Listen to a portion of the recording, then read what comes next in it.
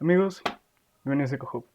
Yo soy Diego y el día de hoy tenemos una entrevista con un amante de las plantas y los animales, además de fan del Atlas, que en su tiempo libre pues es periodista y editor en Pájaro Político, quien también ha trabajado en medios como Periodistas de Pie, El Siglo de Torreón, El Siglo de Durango, y que ha participado en programas como Tragaluz y Tejimaneje, así como en Yahoo y en Newsweek en español.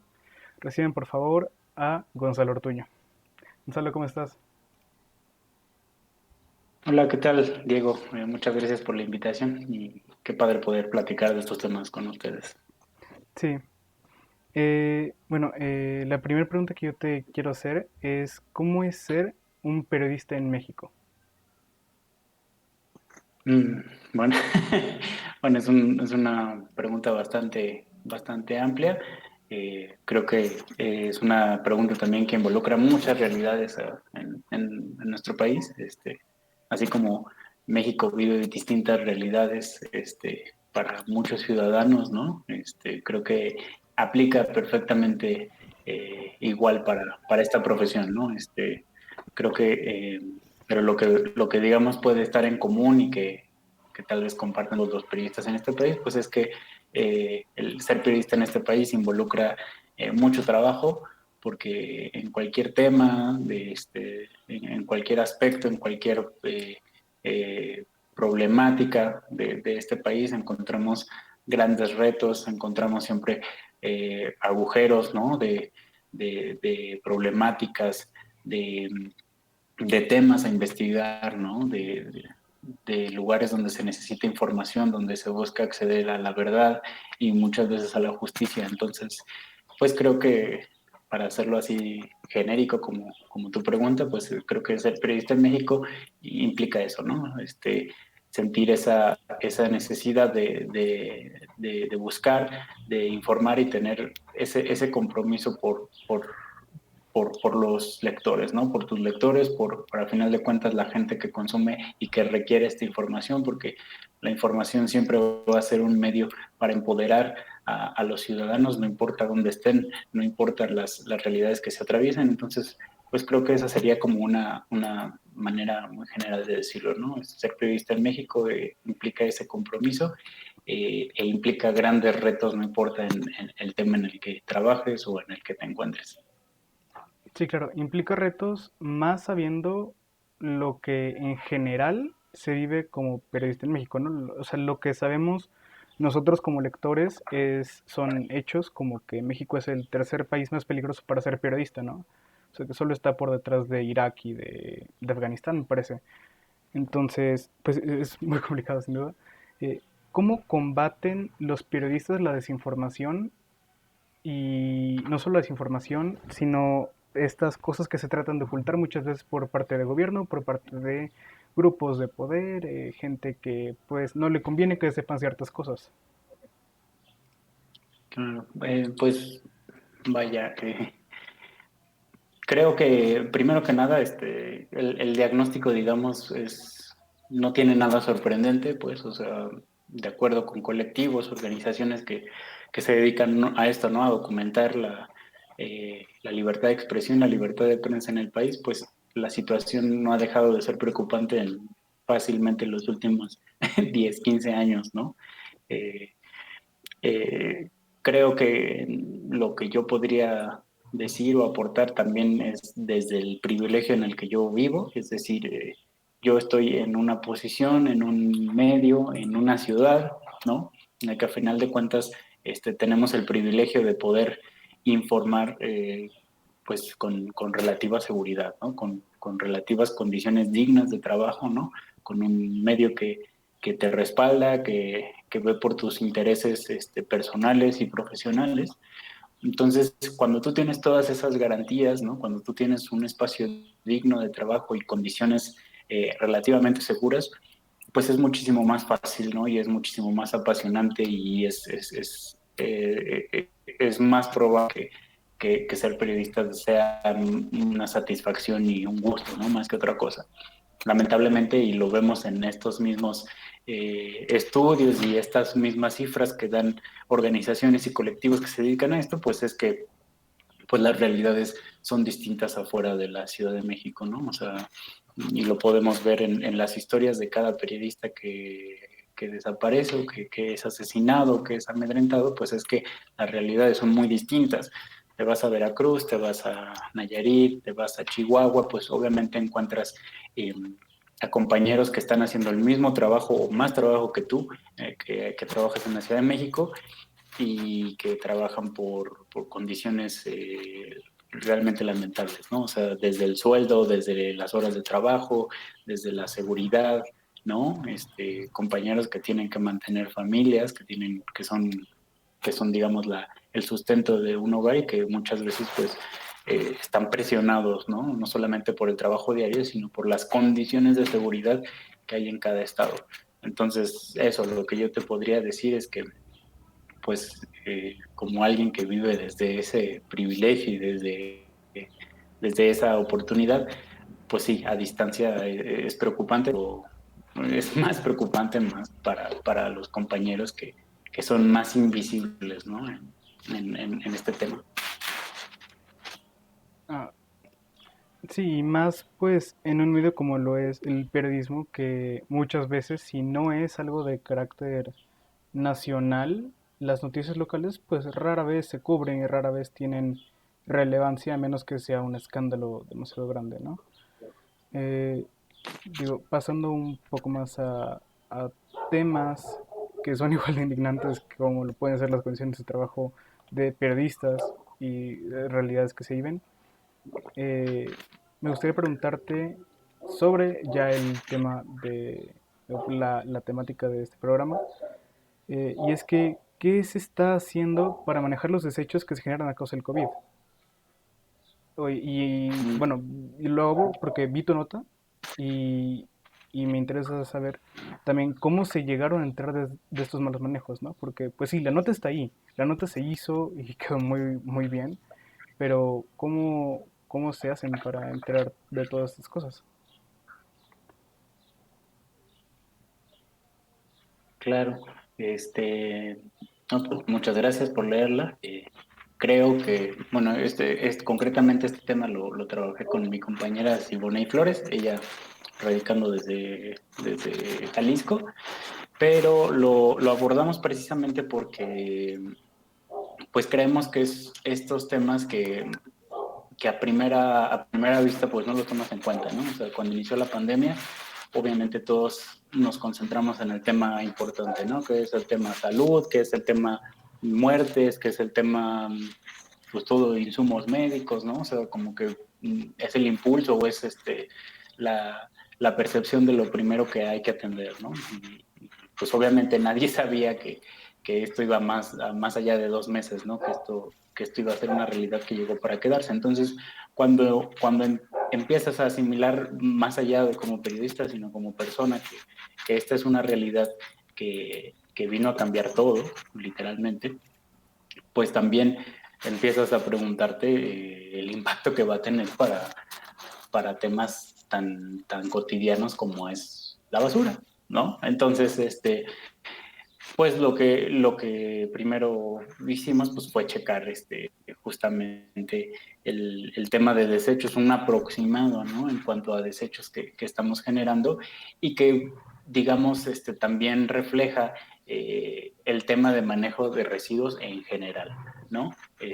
Digamos que para no dar mayor vuelta, o sea, el tema de desechos COVID es complejo, por supuesto, pero tiene responsabilidades claras, si podemos decirlo así, ¿no? Primero, partiendo de que los desechos COVID eh, son desechos que se clasifican, ¿no? Se clasifican como residuos biológicos infecciosos, ¿no? Residuos peligrosos, biológicos infecciosos. Ujú.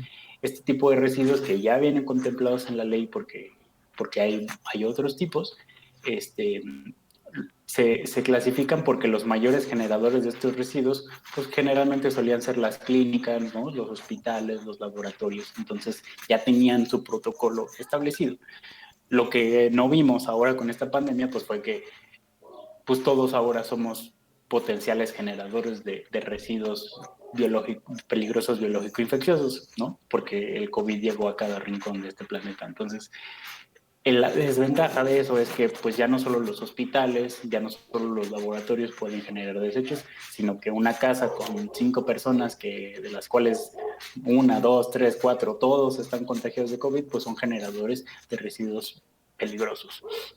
Entonces, ya teniendo claro esto, hay que tener claro que hay otras responsabilidades a nivel municipal, estatal y federal, ¿no? A lo que ha sido a nivel federal, pues la Secretaría de Salud, tanto como la Secretaría de Medio Ambiente, la SEDEMA, pues han, digamos, pintado raya, ¿no? En decir, pues lo nuestro es el protocolo, es manejar lo que hacen hospitales, lo que hacen laboratorios, ver que haya como toda una cadena de proceso, ¿no? Desde que se desecha en el hospital en bolsas rojas, ¿no? Con cierto tipo de sellado, hasta que llegan a un depósito donde tienen que ser manejados, enterrados, ¿no? Incinerados, dependiendo del tipo de residuo. Ellos tienen, digamos, ese protocolo y dicen, yo ahí cumplo. El problema es cuando nos vamos a lo cotidiano, ¿no? ¿Qué pasa con nuestras casas? Si yo nunca me hice la prueba, pero pues no sé, pues todos mis guantes, mis cubrebocas, los eché a la basura así sin separar, ahí es como donde entra el tema de lo nuevo, ¿no? De cómo asimilamos la nueva normalidad también en nuestra forma de generar residuos. Y pues ahí vemos que también están los residuos sólidos, ¿no? Que son los residuos que manejan los municipios, donde cada uno de nosotros radica, y los residuos especiales que los manejan autoridades estatal. Entonces, básicamente lo que vimos en este reportaje es que pues la mayoría de los municipios, aunque sabe que debe hacerse cargo, ¿no? Sabe que su obligación es la recolección de los residuos sólidos, es decir, los residuos de mi casa, de tu casa, del trabajo, ¿no? Eh, no tienen medidas especiales para atender los residuos COVID, ¿no? Y no los tienen por distintas razones, ¿no? Ya sea por un tema de incompetencia, de falta de recursos. También ahí es un tema complejo porque pues cada municipio también vive distintas realidades, ¿no? Podemos ver a municipios en Toluca, que en nuestro caso fue, digamos, los que vimos mejores preparados, ¿no? Municipios del Estado de México, principalmente Toluca, ¿no? Bueno, no Toluca en realidad, sino varios municipios del Estado de México que tienen manejos especiales, que tienen campañas especiales, que incluso implementaron normas para decir, todo, si tomaste un chicle, ponlo en bolsa de residuos COVID, ¿no? Si usaste cubrebocas desechable por una vez, ponlo en residuos COVID, ¿no? Un pañuelo que te pasaste o sea, prácticamente cualquier contacto que hayas tenido, un cigarro, lo que sea, ponlo en residuos sanitarios, ¿no? Porque al final de cuentas es con lo que tiene contacto tu boca, tus fluidos y que son manejados por otras personas.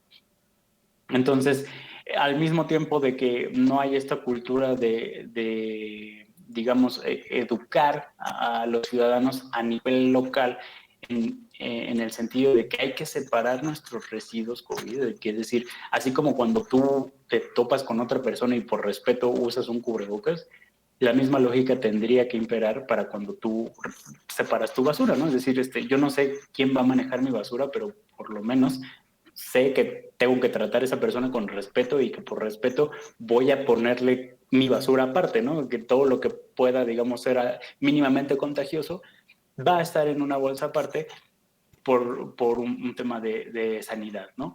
Y porque la otra realidad es que muchas de las personas, de los trabajadores de limpia, ya sean a nivel municipal o ya sea en los vertederos de basura o en las plantas de tratamiento, de reciclaje, pues se dedican a esto. Entonces, ellos también han estado expuestos en la pandemia sin ningún tipo de cuidado adicional, ¿no? Ellos no han parado y están expuestos constantemente a la basura que nosotros generamos, ¿no? Entonces, también es una manera de responsabilidad, de visibilizar un trabajo tan importante como el que hacen las personas que se dedican a este sector de limpieza.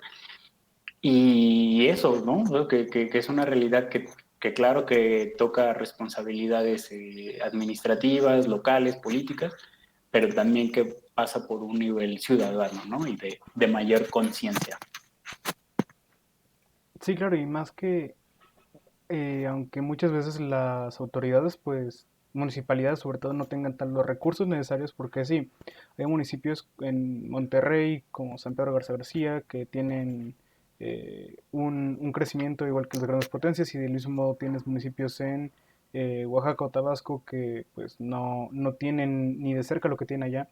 Pues hay que hacer conciencia de todos, oye, todos tenemos estas realidades, todos nos manejamos diferente, hay que hacer un consenso en el que todos tenemos que tratar del mismo modo los residuos. Claro. Sí, Y... y creo que también es parte de... Perdón, perdón, me ibas a habla, decir. habla, habla, habla. No, bueno, o sea, creo que digo, o sea, nadie estaba preparado para esto, ¿no? Y eso lo hemos visto y lo hemos tenido claro. Este, por lo mismo, expertos del Instituto Nacional de Ecología y Cambio Climático, justo lo que nos explicaron es, bueno, o sea, ya se atendió primero, digamos, la emergencia en cuanto a tema de vidas, ¿no? Salvar vidas, de oxigenación, de camas, de medicinas, de tratamiento, pues ahora las vacunas, pero pues también es muy importante manejar el tratamiento de estos desechos porque a final de cuentas tú no sabes si la falla de estos tratamientos pueda generar pequeños problemas sanitarios después en otras localidades, ¿no? Y es por eso que luego encontramos que una empresa que por X razón, que ya no tenía espacio, que no supo cómo hacerse responsable, desechó tantas toneladas de residuos COVID a espacio abierto, ¿no? En un bosque, en Puebla, en el Estado de México se detectaron casos así en los que por alguna razón estas empresas hicieron un mal manejo de estos residuos, que los que obviamente exponen no solamente a sus trabajadores, sino a la gente que habita por ahí. Y va otra vez como con este sentido de nuestra relación con el ambiente en el que habitamos, ¿no? De respeto y de preservar los lugares en los que habitamos, ¿no? O sea, es paradójico porque pues, obviamente el COVID nace así, ¿no? O sea, nace a partir de una experiencia en la que estamos intercambiando esta, digamos, afectación a medio ambiente, ¿no?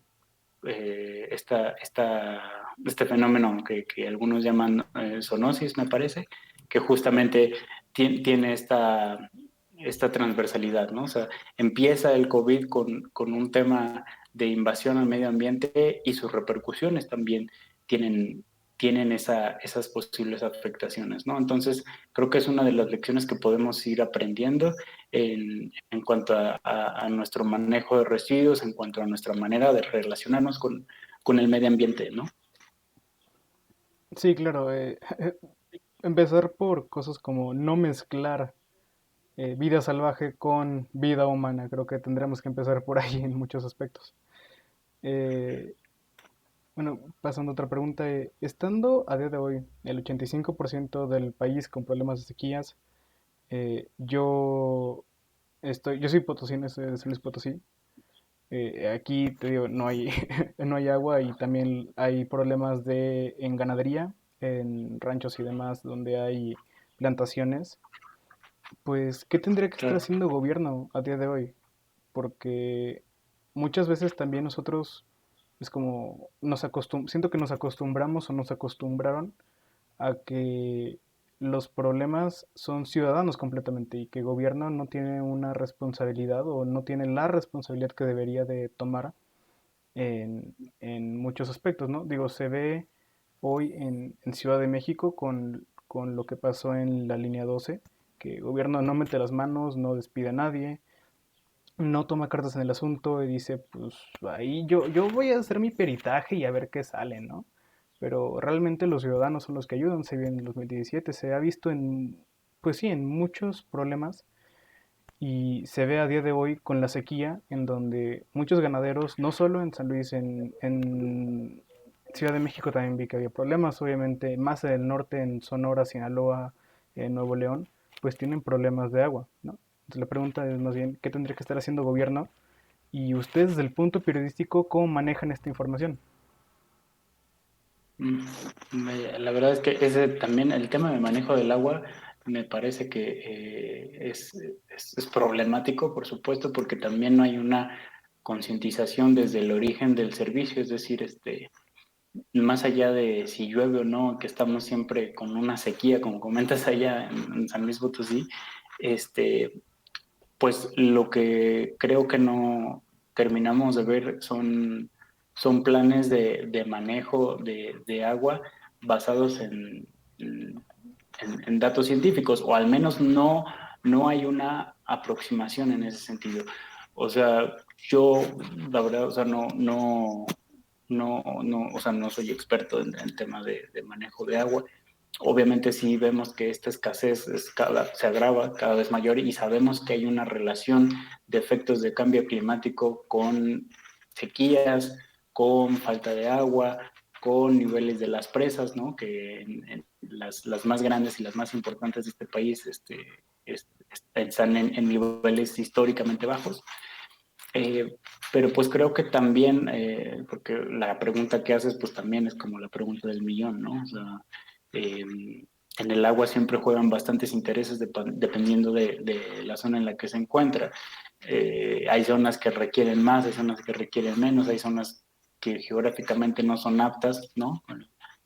Como justamente el Bajío, que siempre enfrenta esta parte tan árida y que tiene que estar esperando a lluvias, ¿no? Ujú. Eh, creo que pasa por hacer una revisión y contexto de la situación de cada entidad, pero también este, creo que, creo que hace falta escuchar a los expertos, ¿no? O sea, te comento, o sea, yo en ese sentido no lo soy y no me he involucrado mucho en ese tema, pero creo que si algo falta justo en el manejo del agua, pues es empezar a escuchar a expertos, empezar a escuchar alternativas de las comunidades que lo requieren, ¿no? Vemos la Ciudad de México, que es una de las mayores demandantes de agua.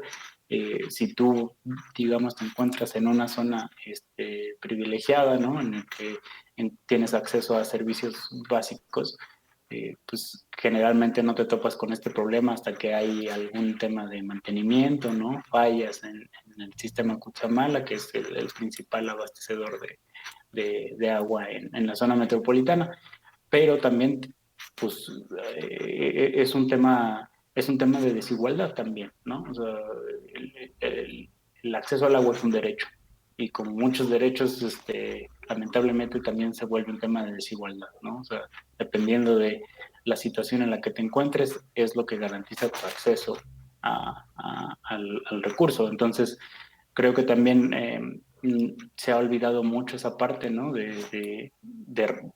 Deja tú de racionalizar el agua, sino de buscar los mecanismos de distribución equitativa, de buscar mecanismos de reuso, de tratamiento, ¿no? De mejora en las plantas de tratamiento de agua, de aprovechamiento de las aguas pluviales, o sea, me parece que sí digamos, hay un panorama en teoría para empezar a escuchar voces de especialistas, de expertos, de comunidades, ¿no? Que, que siempre han sido afectadas por la desigualdad en este recurso. Y pues obviamente pasa también por tema de corrupción, en tema de licitaciones, ¿no? Pasa por revisar tus políticas ambientales en tema de contaminación de agua. Luego también las realidades que vemos es que pues hay suficiente agua para abastecer a empresas refresqueras, a empresas cerveceras, ¿no? Que requieren y contaminan grandes cantidades de agua en este país y sin embargo encuentras a comunidades de las propias ciudades grandes, ¿no? De la Ciudad de México, vemos lo que está pasando ahorita en Jalisco, ¿no? Y que tienen un problema grave de abastecimiento de agua. Entonces, creo que también pasa por ese sentido. Digo, hay muchas realidades que afectan este servicio, pero tendría que replantearse eso, ¿no? Una distribución equitativa y empezar a escuchar a analistas y a expertos que más allá del tema técnico, pues, o del tema científico en cuanto a aprovechamiento de agua, pues pasa por una realidad social. Y como te comentaba, de hay prioridad por abastecer grandes cantidades de agua al sector empresarial, pues no solamente entran refresqueras o cerveceras, pues entra también el tema de la minería, ¿no? Que ahí también es inmenso y ahí yo no soy quien, pero hay muchos compañeros y redes comunitarias que están trabajando, que luchan constantemente porque la minería no sea la prioridad en este país, pero desafortunadamente el sector que desperdicia, que consume más agua, pues es el que tiene también mayor prioridad, ¿no? Entonces pasa por toda esa radiografía, por toda esa realidad y a final de cuentas pasa por prioridades y políticas ambientales, ¿no? Es de, de distribución, de priorizar el agua, priorizar los recursos, priorizar la preservación del medio ambiente. Sí, como muchas cosas en este país, es un tema que es de derecho, que termina siendo de privilegio, ¿no? Como lo es también la Sí, seguridad, como lo es la salud, como lo son muchas cosas que en teoría y en leyes y en todo lo demás son cosas que dices, güey, ¿por qué no tengo agua? Y luego te vas, como dices, a la minería, al fracking, a, a empresas grandes, empresas refresqueras. Dices, güey, ¿por qué ellos tienen agua? ¿Por qué se están acabando el agua de Tabasco? Me parece que era Coca-Cola. ¿Y por qué en Tabasco no hay agua? O sea, ¿por qué hay agua? O sea, hay agua. ¿De qué hay agua? Hay agua. Porque se le están gastando. El problema es quién y qué está haciendo con esa agua, porque al final es agua que contaminan y agua que muchas veces queda inutilizable después de esos procesos. sí, pues es que como te comento, o sea, creo que el problema es de, es de prioridad nacional, pues, o sea, debería revisarse a fondo el tema de distribución, el tema de concesión, el tema de tratamiento. Es decir, creo que hay que replantearse por lo mismo de que estamos enfrentando una situación climática urgente, es decir, ya no tenemos un margen de error en cuanto a metas de, de cambio climático, ¿no? De combatir el cambio climático, pues obviamente es una realidad que ya nos alcanzó, ¿no? Y que es insostenible en la forma en la que se ha venido haciendo año con año. Entonces, sí, creo totalmente que más allá de hacer un análisis más preciso, ¿no? Con gente que conoce mejor el tema, pasa por eso, pasa por hacer cambios en políticas ambientales, pasa por revisar la red de distribución, la producción, el tratamiento, ¿no? Pasa por muchas realidades, pero sí, es de los temas urgentes, ¿no? Que hay que ver si se quiera llegar a hacer algo, ¿no? En temas de urgencia climática. Y también hablando acerca de políticas medioambientales, ¿qué está haciendo esa administración, no? Porque se sabe que a esta administración el ambiente pues le importa poco, ¿no? Tenemos un tren en camino y una refinería en proceso. Y súmale a todo eso un aeropuerto, o sea, un aeropuerto nuevo, y súmale todo lo demás que ya sabemos, que pues realmente no solo a estas, sino a todas las administraciones les ha importado poco el medio ambiente, pero pues sí, ¿no? ¿Qué está haciendo o no está haciendo más bien esta administración en cuanto a estos temas? Sí, bueno, o sea, creo que así como tú lo comentas, lo hemos podido documentar de manera muy genérica acá en Animal Político, pero definitivamente el tema ambiental no es una prioridad, ¿no? O sea, y va desde temas simbólicos como es presupuesto, ¿no? Recursos de cualquier tipo, hasta promesas que parecían ser útiles, ¿no? Políticas que cambiaron totalmente y, bueno, digamos que es tan grande digamos, el desprecio a la política ambiental o a la necesidad de hacer medidas urgentes que el panorama se pone peor, ¿no? O sea, hay recortes, hay inacción ante la pérdida de biodiversidad, ¿no? O sea, México es de los países con mayor cantidad de biodiversidad en el mundo y no está haciendo prácticamente nada, ¿no? Para evitar la desaparición de especies animales, no está haciendo nada para combatir la pesca ilegal, ¿no? Está más allá del freno a las energías limpias, que puede ser un debate muy extenso, hay una preferencia y, digamos, una comodidad por mantener los combustibles fósiles como si no hubiera ningún tipo de consecuencias, ¿no? Y esto pues no es de que lo diga yo o que lo diga, no es una opinión, pues, o sea, son datos y son estudios que han hecho expertos y ambientalistas que esperaban un poco más, ¿no? De esta administración. Y también pues lo podemos ver en la agenda pública, ¿no? O sea, no es necesario hacer una gran investigación, o sea, de los compromisos que hizo el presidente López Obrador desde que tomó el cargo, pues así compromisos directos con el medio ambiente, pues venían siendo dos y ninguno se ha cumplido, o sea, y se ve en los recortes, eh, se ve también en la promesa de detener el fracking, ¿no? O sea, eso que venía siendo una medida prometedora para, para detener la contaminación por la explotación de hidrocarburos, pues era bastante prometedor y el sector ambiental estaba esperanzado con esa noticia, ¿no? El problema es que por más que el presidente diga que no hay fracking a México, pues ves que hay proyectos de Pemex, proyectos de empresas también privadas, producto de la reforma energética, que tienen en sus proyectos y en sus presupuestos acciones de fracking, ¿no? Y se dice y no pasa nada porque están contemplados, ¿no? Pero también estamos viendo pues un desprecio, digamos, por el trabajo que hacen las comisiones, por ejemplo, la Comisión Nacional de las Protegidas, ¿no? Vemos también menos acciones, digamos, para que se vuelvan sustentables, ¿no?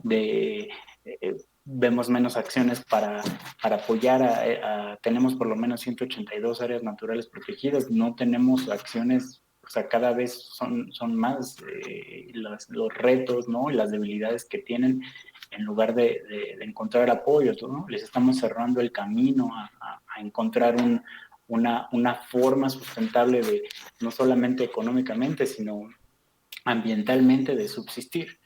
Entonces, pues digo, también, como lo mencionabas, ¿no? Los megaproyectos que en este momento están siendo más emblemáticos que nunca, pues son totalmente amenazantes a lo que vemos o son inciertos, ¿no? Por ejemplo, el tema del Tren Maya, pues nos dicen y nos comentan que los estudios de impacto ambiental se irán publicando conforme a los tramos, ¿no? Y conforme se conozcan las realidades de la zona.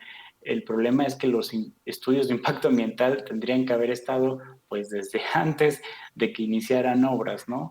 Y tendrían que haber sido aprobados por una Secretaría de Medio Ambiente independiente, ¿no? No alguien que simplemente nombra, nombra el presidente.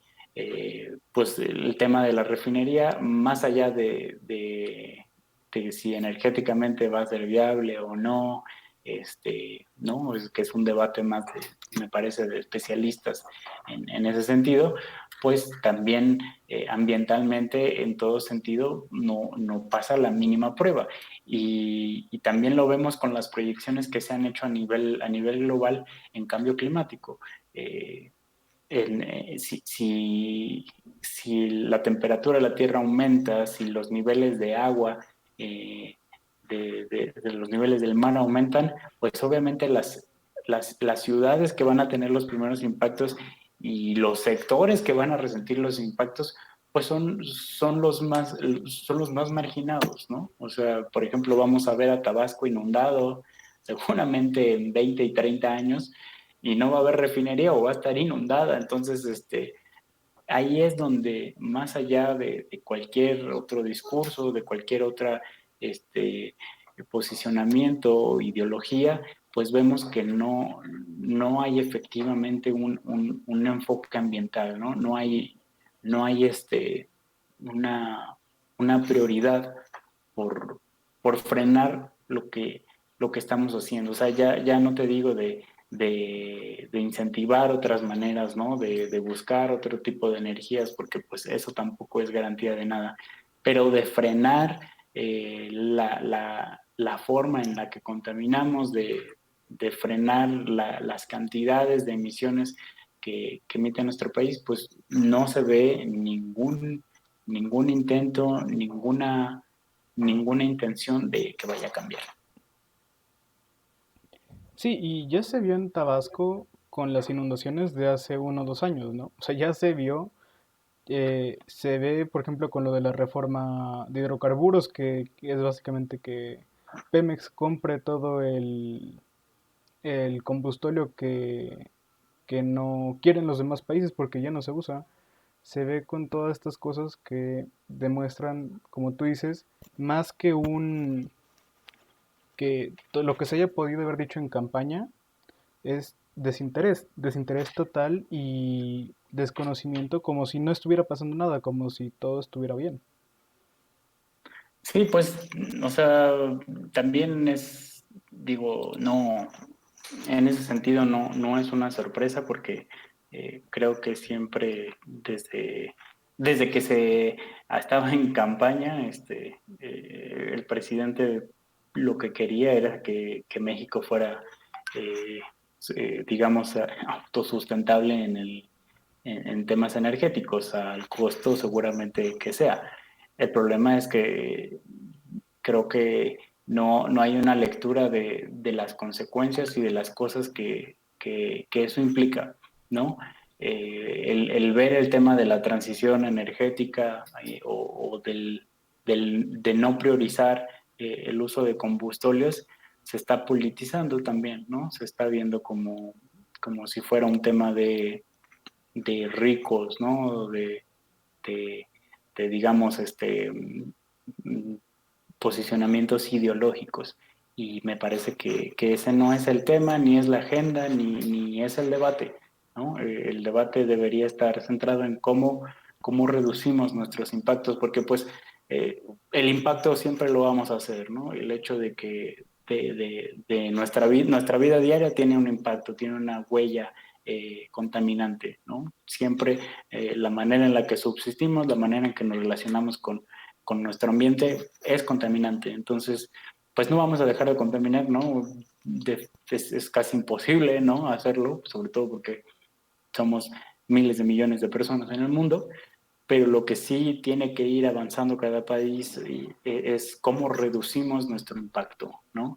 Es decir, nuestras emisiones de carbono, nuestras emisiones de metano, que son, digamos, las que fomentan o las que contribuyen en menor medida al calentamiento del planeta, ¿cómo las reducimos, no? O sea, me parece que ese debería ser el debate más allá de agendas de ambientales y que diga más allá de agendas industriales, ¿no? Más allá de agendas políticas, más allá de ideologías. Me parece que ahí debería estar el tema y lamentablemente pues resulta no ser tan atractivo, ¿no? Resulta no ser tan atractivo para incluso hasta medios de comunicación, ¿no? Si quieres verlo, no llega a ser tan atractivo para campañas, ¿no? O sea, ahorita las campañas políticas, dime cuántos estamos viendo que están hablando de este tema, ¿no? O sea, si es que hablan de temas ambientales, hablan de temas, pues realmente, superficiales, ¿no? O sea, no se está abordando bajo ninguna óptica con seriedad medidas, propuestas de qué podemos hacer, ¿no? Y cuando llega la hora del debate, cuando ya está posicionado en el Congreso, en las cámaras de los estados, medidas, ¿no? Leyes, legislación sobre el tema, pues es cuando sale a relucir de qué bando están, ¿no? Del lado político, del lado empresarial, del lado industrial, ¿no? Entonces, creo que también el reto que tenemos tanto periodistas, gente que está interesada en medio ambiente es hacer conciencia de lo importante que es este tema, ¿no? Tal vez hay generaciones, ¿no? Hay, sobre todo en personas jóvenes, vemos que hay un mayor interés por el tema, que hay un mayor interés por, por empezar a tomar medidas, pero también al mismo tiempo pues vemos que hay defensores asesinados cada día, ¿no? O sea, más allá de México, si lo vemos en un contexto regional, estamos hablando de que América Latina pues es una zona de muerte, ¿no? Literalmente para quienes se dedican a defender los recursos, ¿no? Y hablamos de bosques, hablamos de, del agua, hablamos defensores de la tierra, de hablamos especies. de especies, o sea, hablamos de cualquier persona que simplemente defienda el medio ambiente, está en peligro inminente por simplemente interponerse con intereses económicos y políticos grandísimos, ¿no? Sí, se ve como por ejemplo el caso de Homero Gómez, ¿no? En Michoacán, que es para Claro. mí el caso más indignante que hay. O sea, para mí personalmente se me hace horrible lo que pasó con Homero Gómez, quien era el defensor de la mariposa monarca, por si no lo conocen. Sí, Y y lo vemos con Homero, y lo vemos con Samir, y lo vemos con las mujeres mayas, ¿no? También en resistencia, en Bacalar contra el Tren Maya. O sea, hay muchísimas trincheras, muchísima gente que está intentando defender su territorio, ¿no? Y más allá de su territorio como un tema posesivo, defienden un ambiente, defienden la vida de especies, defienden un modo de vida saludable en sus regiones. defienden su hogar, ¿No? o sea, deja eso, defienden el dónde viven. O sea, creo que estamos perdiendo también de vista que es su hogar, es donde ellos viven y están Totalmente. llegando empresas a decir, oye, pues esta agua, ¿qué crees? Ya no es tuya, ahora es mía. Mm. Y nadie hace nada. Y quien lo hace termina pues en una bolsa negra en un río. Y Sí, o sea, no, ujú, perdón, habla, ujú. habla.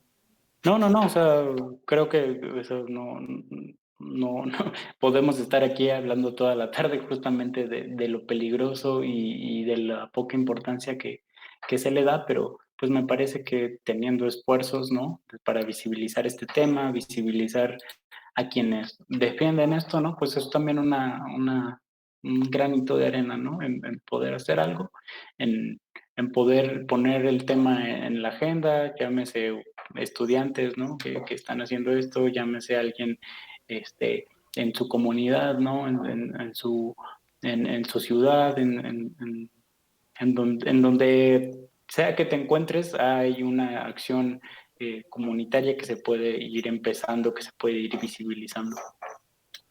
Claro, y la última pregunta, por lo menos de mi parte, es que, pues, si hay corrupción en los datos de emisiones de gases de efecto invernadero, de carbono, demás, que digo, creo que todos sabemos la respuesta. Y en caso de que sí, pues, qué se está haciendo? ¿Qué está haciendo gobierno? ¿Qué están haciendo las empresas? ¿Qué podemos hacer nosotros como particulares para tratar de frenar, pues, esto, ¿no? Claro, pues digo, la verdad es que creo que hay digamos responsabilidades y hay eh, digamos, solidaridad, ¿no? En algún sentido. Creo que a nosotros como ciudadanos, pues lo que nos queda y lo que podemos ir haciendo es hasta cierto nivel casi simbólico, ¿no? Solidario. Es decir, yo reciclo, no sé, no contamino agua, no genero la menor cantidad de basura posible, hago lo que puedo desde mi trinchera, pues me parece claro que es un cambio social bien bonito y bien importante, pero no deja de ser limitado, ¿no? No deja de ser simbólico, porque también algo que creo que tenemos que ir aprendiendo o que hemos ido aprendiendo es que los grandes responsables también son grandes consumidores, ¿no? Eh, no, no podemos comparar la cantidad de agua, la cantidad de gases que emite un hogar, ¿no?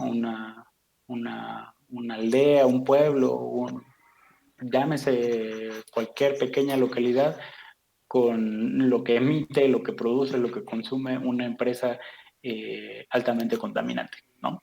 Entonces, eh, concretamente, si repasamos, digamos, muy genérico a lo que México se comprometió en los acuerdos de París de 2015, pues era reducir, bueno, que el 35% de su energía generada para 2024, estamos hablando en 3 años, o sea, México se comprometió hace 6 años en que para 2024 el 35% de su energía sería limpia, ¿no? Y que para 2030 iba a ser de casi el 43%. Entonces, pues ahora sí que es como la tarea que nunca hiciste, ¿no? Y que va a llegar el último día y no va a haber manera de hacerla. O sea, porque no se están tomando las medidas, no se está llegando a un camino que nos permita ir trazando esos objetivos, ¿no?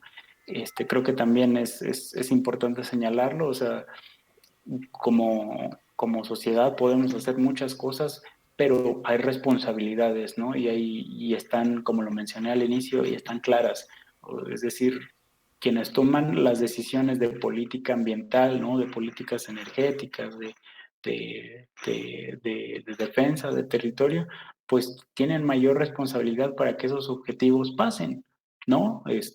Si nosotros no llegamos a esos objetivos, no va a ser que la gente no agarró conciencia y está gastando el agua. O sea, ojalá ese fuera el problema, pero el problema no va a ser ese. El problema va a ser que México no orientó sus políticas ambientales, que no precursó su biodiversidad, que no generó otras opciones de energía y que pues obviamente tiene ahí un grado de responsabilidad, ¿no?